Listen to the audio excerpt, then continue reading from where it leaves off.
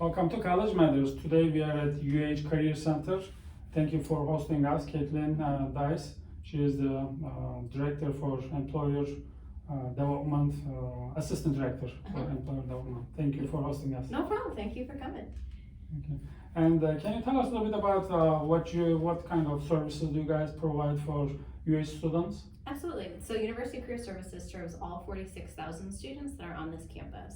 And then we have specialized career counselors that focus on specific colleges and kind of serve as liaisons to them. They become knowledgeable and experts in that area. So they can help those students with resumes, interviewing, really kind of anything that they may need. So we do one-on-one career counseling. We also host workshops, anything from how you develop a resume from the beginning all the way to salary negotiation. So how you negotiate your salary to get a fair compensation. It's amazing. Yeah, and then we also do career fairs. So we do 4 to 5 of those a semester. So students have an opportunity to come and actually engage and meet with employers. So are you also in charge of the specific school career fairs, like fairs, like the business ones, the health ones? I know there are like very specific emails that I get regarding the career fairs, so you're in charge of that as well. So no, that's a really great question. So a lot of people are kind of confused by this. So we call ourselves a decentralized hybrid model. And so we serve all students on campus, all 46,000, and then we have 6 colleges that have their own internal career centers. Okay. And so only those students that are within that college are able to use those services or attend those career fairs. Okay. So for example, Bauer College of Business, they have the Rockwell Career Center. Okay. That's a great opportunity for those students that are business students to use that, but they can also use our services as well. But those college-based career center career fairs are just for their students, but anything hosted by our office is open to all majors, as well as alumni. So we also serve alumni. They can become a subscriber and use our services as well. Awesome. What should for a college student, do they need anything to prepare to visit the career services, or is there a requirement? No, so we take anybody. So you can have a resume, so you can have a started version, or you can have nothing. You can have a blank piece of paper. And so we'll help you from blank piece of paper all the way to potentially a CV if you're applying to graduate school or you are a graduate student. It's really that whole gamut of whatever they need. We'd like them to come in with a little bit of an idea of what they're looking at, maybe a little bit of a direction, but if not, that's okay. We have assessments that students can take that cost about $15, and so that can help them find a direction. And we also have a free one called Focus 2 that students can take as well. As far as I remember, there's a software that kind of helps with the resume. I forgot the name. Yes. Oh, yeah, one of the workshops that I attended for Ignite, they were in the student center. I actually attend a couple of those because it's been really helpful. But yeah, they said there was actually a software that you guys use to really point out the words that employers are looking at. Yes. To really just, I guess, mark your resume or to make it stand out so recruiters can actually take a look at it. So what was that really called? It's called Smart Resume, powered by BMOC. So we can call it BMOC for short. Basically what it is, it's a 24/7 platform where you can just upload your resume at any time. So 3 a.m. in your pajamas if you really want to. So we love that capability. Very convenient. Yes, it's very convenient for our students. A lot of them are commuters as well too, so they can't necessarily come into our office. Right. So you upload your resume and then it benchmarks you compared to other resumes that are of similar major. Okay. So you mentioned that you were a health major, but comparing your resume to maybe a computer science student is going to be very different. Right. So the system has an algorithm that scans and then it gives you a ranking and a bell curve, and it says all students, you're right here. And so it's just really helpful to kind of get a general idea. But the thing about the action words and the verbs and that type of thing, it'll help you fine tune what's appropriate for you, or if you're using the same word twice. Okay. So a lot of times we say helped or assisted on our resume a lot, and we want to only use that word once, so it identifies those things too. Okay, so I just saw that drop-ins are actually closed yes, for the semester, so are we welcomed anytime, or do we have to make appointments? I mean, I'm not asking on behalf of myself and my friends and people who are listening to the podcast who go here.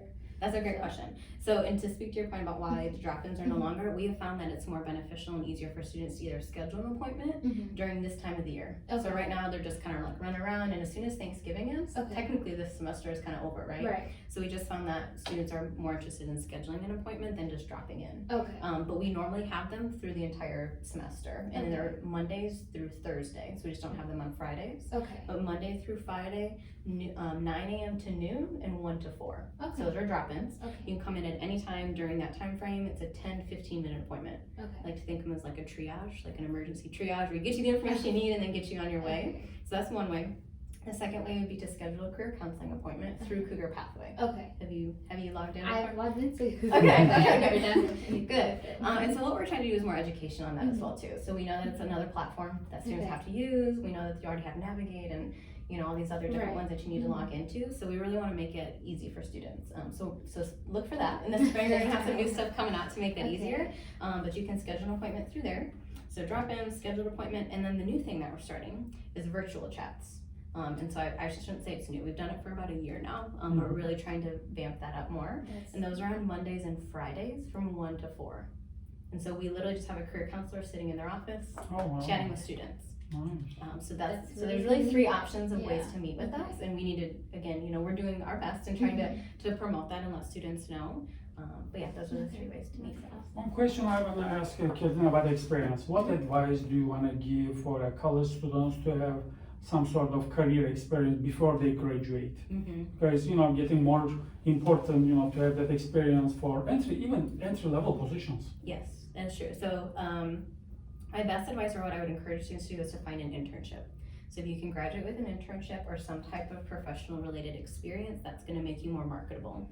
But it doesn't have to necessarily be that only. It could be research. So you could do research on campus. We have a wonderful undergraduate research office. It could be volunteering your time. So if you find an organization that is within your realm, so let's just say you want to work in a nonprofit, you find a nonprofit organization and you go volunteer your time. That can go on your resume as well too. If you're interested in healthcare, maybe you go volunteer and you shadow at one of our institutions in the Texas Medical Center. So that's an option too. I had a student that wanted to go to medical school but was not able to volunteer their time, and they wanted to still get some experience, but they needed to get paid. And that's the reality for a lot of students, is they can't just volunteer their time.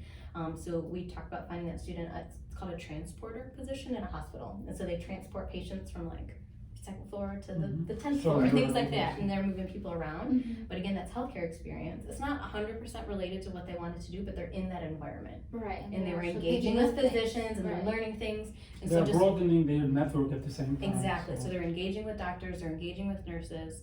So that would be some type of experience to connect with their career would be helpful.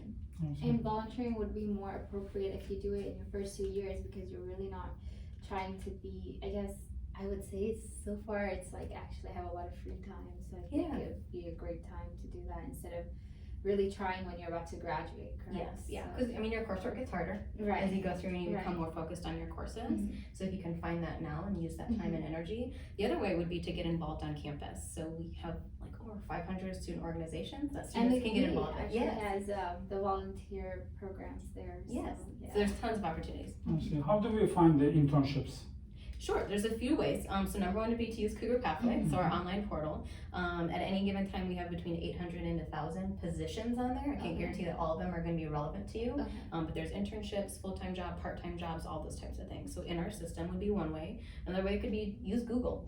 I know that seemed like super kind of basic, but if there's something that's not in Cougar Pathway that you're interested in, we just tell students to Google. Find the company, go onto their careers page, see if they have anything. And if you don't find anything, you can always just reach out and say, do you have any internships available?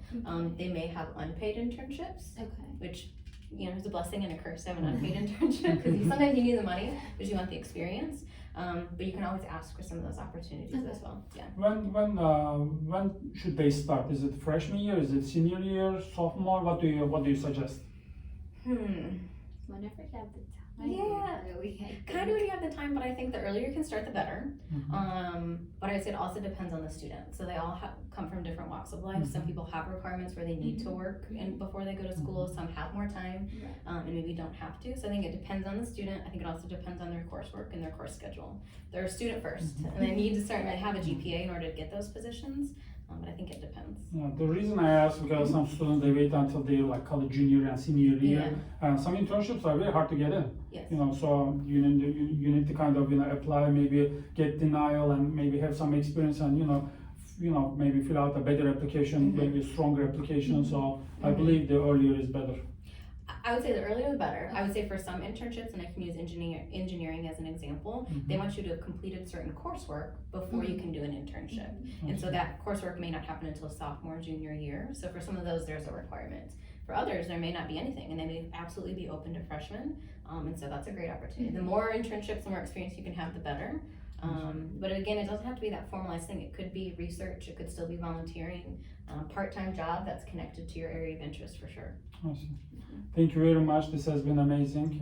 You heard it, guys. Career Center has a whole bunch of resources, and they're all free. All free. Don't forget to reach out. Yeah. Thank you so much. Thank you. Thank you so much for coming by. We appreciate it. And go Cougs.